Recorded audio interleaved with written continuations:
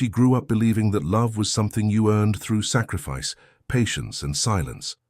Somewhere along the way, she learned that being loved meant being agreeable, pleasant, always ready to give more than she received, and never, under any circumstance, being a burden. So she became the woman who gave everything of herself without hesitation, who stayed up late to comfort others, even when her own body begged for rest, who swallowed disappointment with a smile and apologized for emotions that others didn't want to deal with. She believed that by being soft, accommodating, and endlessly forgiving, she would become irreplaceable. She believed that love would stay if she never asked for too much. And yet, what she slowly began to experience was the exact opposite. The more she gave, the less she was seen. The more she bent, the more they leaned away. She would wake up earlier to prepare breakfast, write long, thoughtful messages that went unanswered, and organize her day around someone who couldn't remember what time her favorite show aired. She excused coldness as stress, distance as distraction, and disinterest as something she had likely caused by not being good enough that day. In the early days of the relationship, her kindness felt magnetic, almost sacred, but over time, it turned invisible. Her generosity was no longer appreciated, it was expected. Her affection no longer cherished, it was routine. Carl Jung, in The Undiscovered Self, once said, "The most terrifying thing is to accept oneself completely." And in trying so hard to be lovable, she lost the courage to truly be herself. This story isn't just hers, it belongs to thousands, maybe millions of women raised in environments where quiet endurance was praised more than honest self-expression, where being accommodating was not just encouraged, but demanded, where little girls were taught that love is something to be earned through compliance and emotional labor. So she kept giving, kept loving, kept hoping. But inside, something was slowly fracturing. Because when your worth is tied to how useful you are to others, you begin to believe that if you're not making someone else's life easier, you don't deserve to have your own needs met. And yet, the discomfort kept growing. To silent ache, a question that started as a whisper. Is this what love is supposed to feel like? She noticed how often she smiled to mask resentment, how many times she said, "It's okay," when it clearly wasn't, how much energy she invested in being easy to love while feeling more and more unloved herself. Carl Jung reminds us in Memories, Dreams, Reflections, your vision will become clear only when you can look into your own heart. And it was precisely in those quiet nights, after another unanswered text, another meal eaten alone, another smile forced through disappointment, that she began to look inward. She didn't have a single breaking point. It was a slow awakening. A gathering of silent moments that eventually became impossible to ignore. One night, as she lay in bed watching him scroll past her without a glance, something inside her whispered with painful clarity, "Where did I go in all of this?" This video is her story, but it's also a mirror, a reflection of the countless times women have silenced themselves, not because they didn't know the truth, but because they were terrified of what speaking it might cost. But today she chooses differently. This is not about becoming harder or colder, it's about becoming whole. This is about remembering that love is not earned through erasure, and kindness should never be confused with submission. This is not a story of heartbreak. It is a story of rebirth. Let's begin. She didn't become this way overnight. It was a slow transformation, shaped by moments so small they seemed insignificant at the time. A teacher praising her for being quiet, a parent rewarding her for not complaining, a friend complimenting her for always putting others first. These tiny, repetitive reinforcements carved into her subconscious the idea that to be loved, she had to disappear just enough to make room for everyone else. What began as kindness evolved into self-erasure. And the most tragic part, she didn't even notice it happening. She believed she was just being a good partner, a good woman, a good person, and while the world praised her for it, no one ever stopped to ask how much it was costing her. At first, she felt pride in being the one who understood, who forgave, who stayed calm in chaos. She was the safe space for others, the emotional container that held their storms. But as time passed, the pride began to rot into exhaustion, then into resentment, and finally into a deep, aching numbness. Because when you're always the one holding space for others, you eventually run out of room for yourself. She would sit across the dinner table, watching him scroll through his phone while she served his favorite meal, the one she had carefully cooked after a long day. She would ask about his day and listen with genuine interest, even when he didn't ask about hers. She would initiate affection, conversations, plans, because if she didn't, who would? And every time he failed to reciprocate, she would bend the truth in her mind to protect him. He's tired, he's under pressure, he's just not good at expressing himself. She did everything except acknowledge the one possibility she feared the most, that maybe he simply didn't care the way she did. Carl Jung once wrote in Modern Man in Search of a Soul, "We meet ourselves time and again in 1,000 disguises on the path of life." And every neglectful moment she endured, every small wound she ignored, was another version of herself trying to wake her up. But she wasn't ready, not yet. Because recognizing the truth would mean facing the terrifying realization that love, as she had known it, was rooted in performance. That her worth had become conditional, based not on who she was, but on how much she could give without asking for anything in return. So she stayed. She continued to explain his behavior to friends. She minimized her pain in therapy. She clung to every small gesture of affection as proof that things could still work, that she wasn't crazy for loving him, that maybe if she just held on a little longer, he would see her again. But the truth was already whispering in her body, in the tightness of her chest, the fatigue in her bones, the tears that welled up when no one was watching. Her intuition, dulled by years of suppression, began to resurface in dreams, in small moments of stillness, in sudden pangs of clarity that she quickly brushed aside. She wasn't only tired, she was disappearing. This is the invisible violence of emotional overextension. It doesn't show up as bruises or scars, but as silence, as anxiety, as the quiet internal war between wanting to be loved and needing to be whole. It's the confusion of wondering why, when you've given everything, you still feel empty. It's the grief of realizing that the very love you offered so freely was taken for granted. And still, she didn't blame him. Not really. Because to blame him would mean she had to admit that she allowed it. And to admit that would mean confronting the deeper wound, the belief that this was all she was worth. That's the twisted power of this pattern. It convinces you that your suffering is noble, that your pain is proof of your loyalty, that your silence is strength.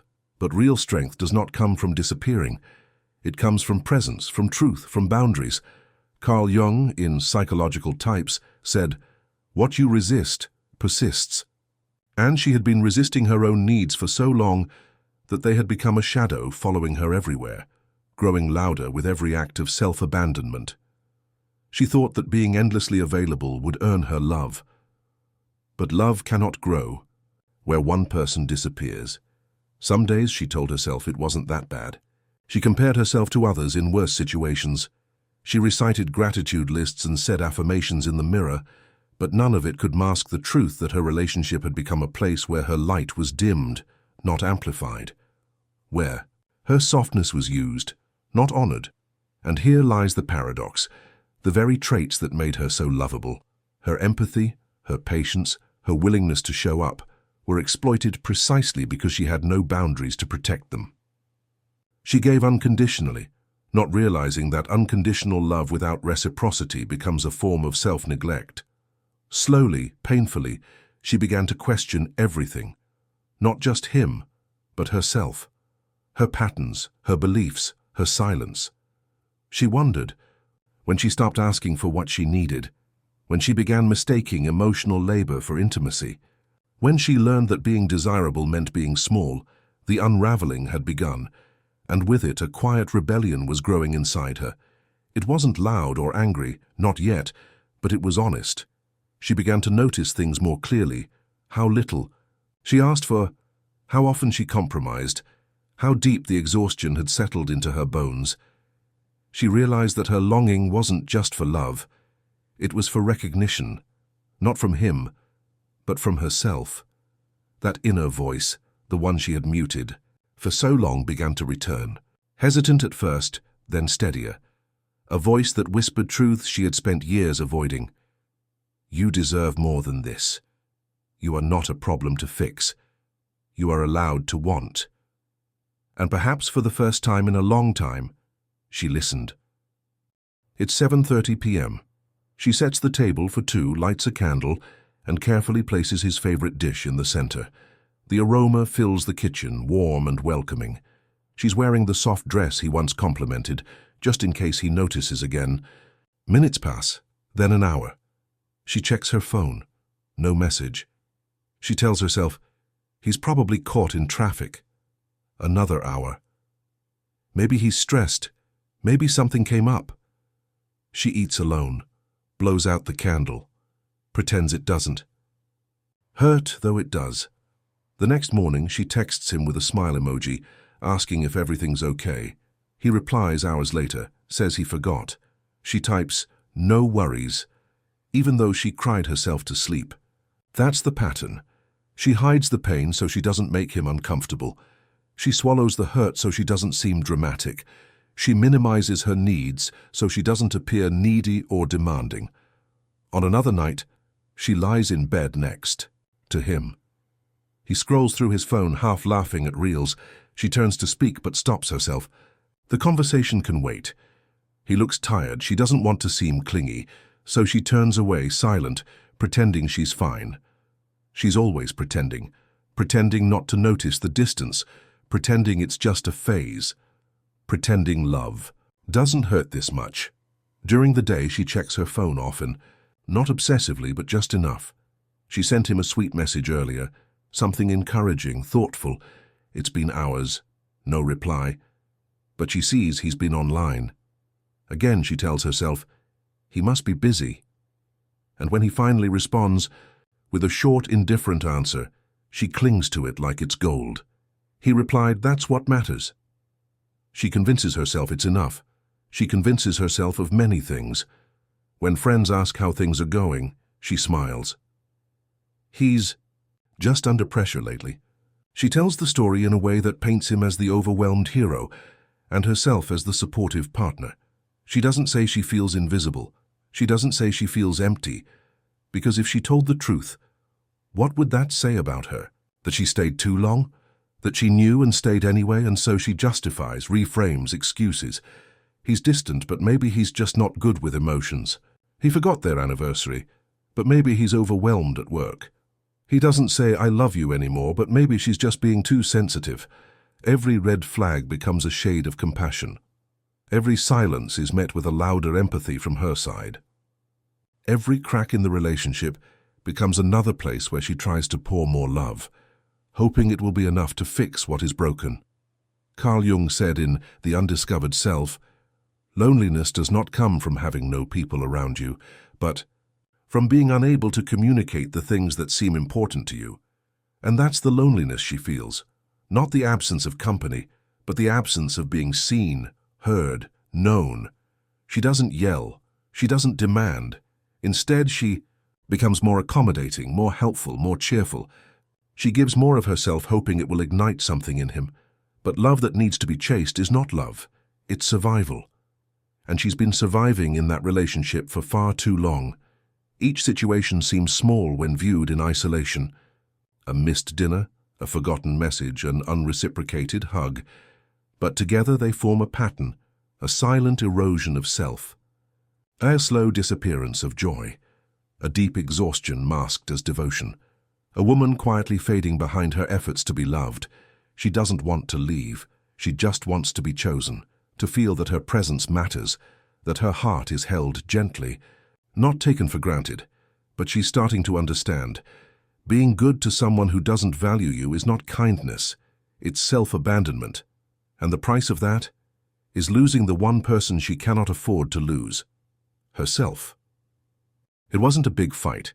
It wasn't a betrayal you'd see in a movie. It was silence again. Another moment where she tried to speak and he looked past her. Another evening where she asked how he was, and he didn't ask back. Another night. So of sleeping next to someone who hadn't touched her in days, except out of habit, she was telling him something that mattered, something personal, something raw. And midway through her sentence, his phone buzzed. He glanced down, smiled, and, started typing. He didn't say, "Hold on," he didn't look up.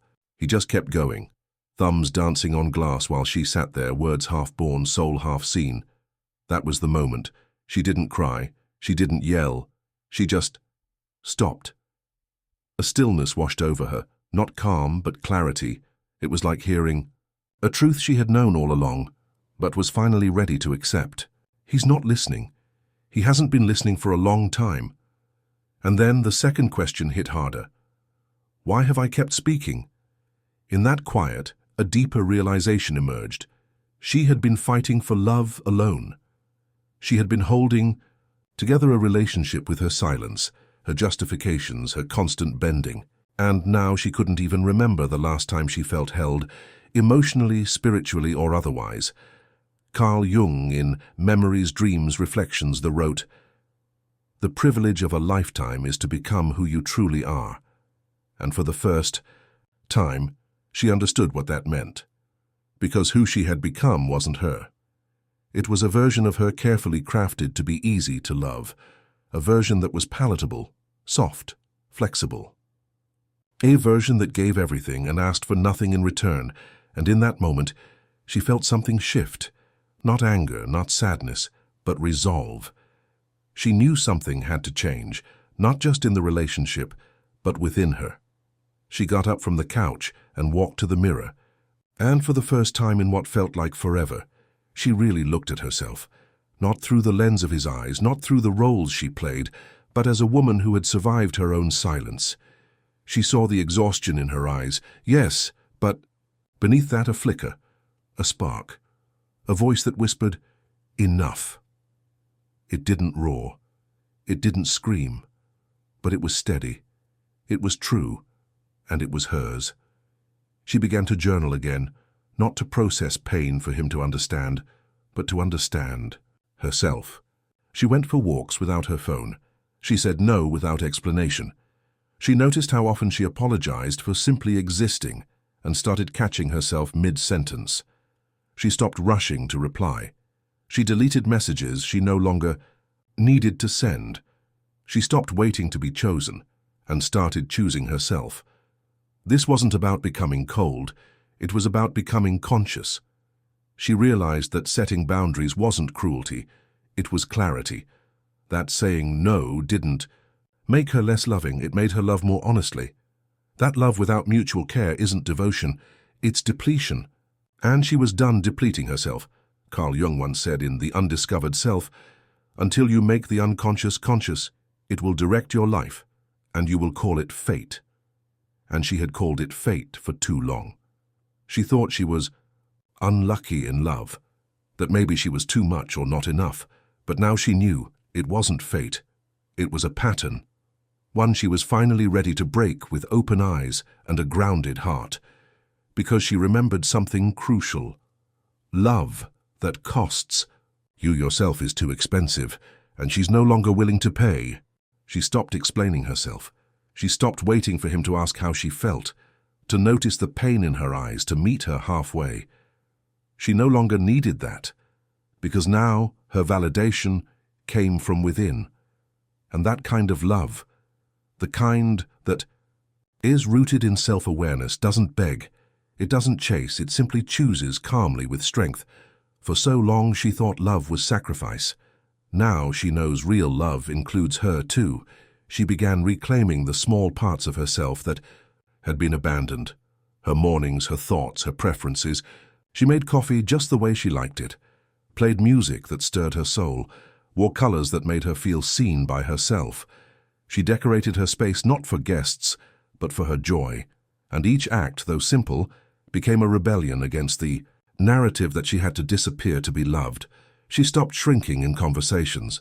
When she disagreed, she said so. When something hurt, she named it.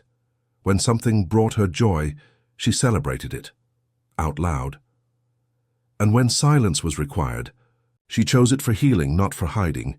She became her own home, her own safety, her own sanctuary. Carl Jung in the Red Book wrote, "I am not what happened to me, I am what I choose to become." And now she chooses herself, not from anger but from clarity. She chooses peace, dignity, presence. She no longer molds herself to be tolerable. She expands to be true.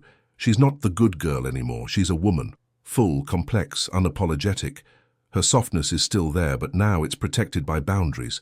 Her giving heart remains, but no longer bleeds for those who cannot hold it. She doesn't need to be rescued. She is already free. She looks back at the woman she used to be, not with shame, but with deep compassion. She sees the love in her effort, the courage in her silence, the beauty in her giving, and she whispers, "Thank you for surviving." But now, she chooses something else. She chooses herself. She will never again beg to be chosen, never again shrink to fit someone's comfort.